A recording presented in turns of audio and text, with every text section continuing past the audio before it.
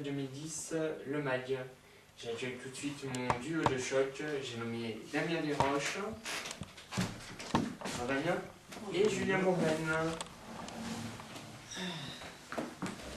petit peu en retard. Bonjour Ludo. Bonjour Julien, c'est perdu dans les coulisses alors? Eh oui, effectivement. Les jours comme ça, le matin, on n'est pas très frais forcément. Effectivement. Ça peut se voir des fois à l'antenne, c'est la matinale, c'est pour ça on est là tous les matins pour vous sur internet. Alors, de quoi va-t-on parler aujourd'hui dans Mondial 2010 le MAG? On va évidemment revenir sur les matchs de la journée d'hier. J'ai nommé Pays-Bas-Japon pour le groupe E, ainsi que Cameroun-Danemark, et également le groupe D en deuxième partie d'émission avec le match Ghana-Australie. En deuxième partie d'émission, on ouvrira également une page spéciale sur l'équipe de France. Oula, avec il y en a à dire. Oui, il y en a à dire, un gros problème dans l'équipe de France depuis quelques mois. On reviendra là-dessus juste après dans la deuxième partie. Donc on va attaquer tout de suite cette première partie avec le troisième match du groupe E qui s'est déroulé à 13h30 hier. C'était Pays-Bas-Japon qui s'est soldé par un 1-0 pour le Pays-Bas.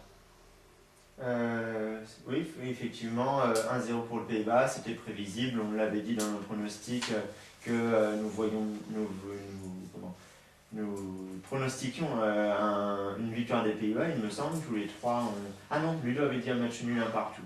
Mais sinon, Damien et moi, on avait vu une victoire large des Pays-Bas, finalement qui s'est soldée avec un score par la plus petite démarche, comme tu dirais Damien. 0-0 à la mi-temps, but de Snejder à la 53e minute. Une première mi-temps équilibrée, pas beaucoup d'action.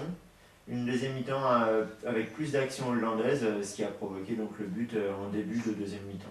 Oui, on sait que les Hollandais ont une culture du football assez importante, et notamment pour ce qui est du jeu en avant. Face au Japon, pas de surprise. Voilà, j'avais pronostiqué un score un peu plus optimiste comme 2-0, mais 1-0, ils ont fait l'essentiel, ils ont assuré les 3 points, c'est ce qui importait le plus.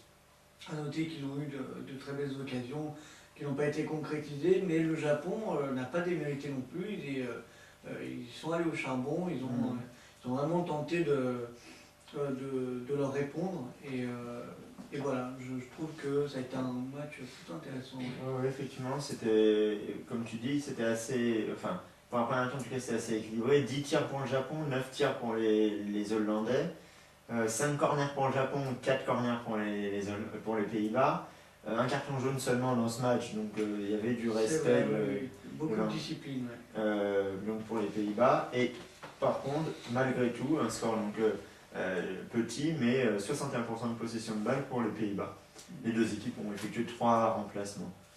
Ludo, qu'en as-tu pensé? Oui, c'était plutôt un beau match qui n'était pas non plus inintéressant à regarder.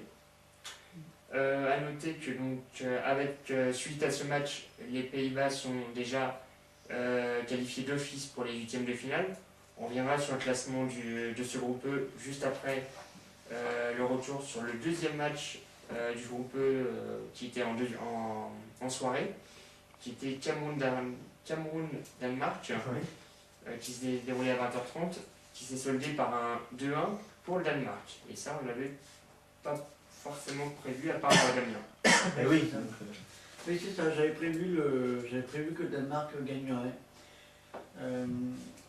Alors je ne sais plus comment je m'en étais expliqué dans l'émission précédente, mais là je sentais le Cameroun dans une mauvaise dynamique, et ça s'est confirmé donc ce soir face au Danemark. Maintenant, que dire, le Cameroun, donc le Cameroun a quand même marqué, et c'est vrai que quand on voit les images du match, on est presque triste pour eux, parce que ils ont vraiment bien joué, ils ont eu beaucoup d'occasions, beaucoup de malchance surtout. Donc voilà, que dire, que le Danemark a été beaucoup plus réaliste, a eu beaucoup plus de sang-froid, et a su concrétiser ses actions avec plus d'efficacité. ce qui n'était pas le cas du Cameroun. Voilà. Oui, oui, effectivement, c'était déjà un beau match de football. On a pris vraiment plaisir à le regarder hier soir. Beaucoup d'entrain, beaucoup de belles actions. À noter donc une première demi-heure des Camerounais très très bonne, ce qui a permis donc à Eto'o de marquer à la 10e minute. Mais ensuite, le Danemark a repris un petit peu, comment dirais-je, comment Le monopole du ballon. voilà, le monopole du ballon, puisqu'ils ont marqué à la 33e minute avec Ben Tenner. Voilà, j'y arriverai pas avec lui. Hein. Et Romain Dahl qui a marqué à la 61e minute. Voilà, donc à une demi-heure de jeu, ils ont marqué, à une heure de jeu, ils ont marqué. 50, malgré tout, les Camerounais ont tout donné dans ce match. Il y a eu beaucoup d'actions des deux côtés. C'était vraiment du beau football, beaucoup de choses. Les Camerounais n'ont jamais rien lâché sans leur permettre d'égaliser et d'espérer se sauver dans ce mondial. Quand même, il y a eu 23 tirs camerounais, 13 tirs danois, 7 corners camerounais, 2 corners danois, pardon, 2 jaunes partout. Et la position de balle, 54-46. 54 pour les Camerounais, c'est assez équilibré encore à ce niveau-là, quoi.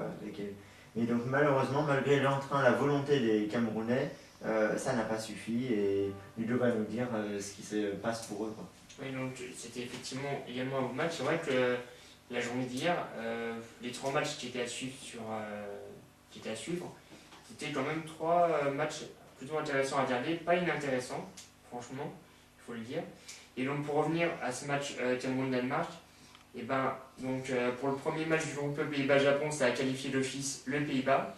Et ben, pour le Cameroun-Danemark, ça a eu l'effet inverse. C'est le Cameroun qui est d'ores et déjà éliminé de cette Coupe du Monde 2010. Donc, c'est 2 nouvelles importantes au niveau de ce groupe E. Sur 32 équipes, on en a déjà 2 qui sont fixées sur leur sort. Voilà. Ouais. Donc c'est déjà ça de fait.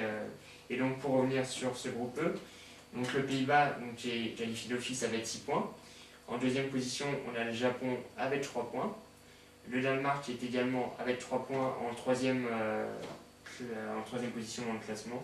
Et Cameroun pointe toujours bon dernier avec 0 points. Donc du coup, ce qui explique son élimination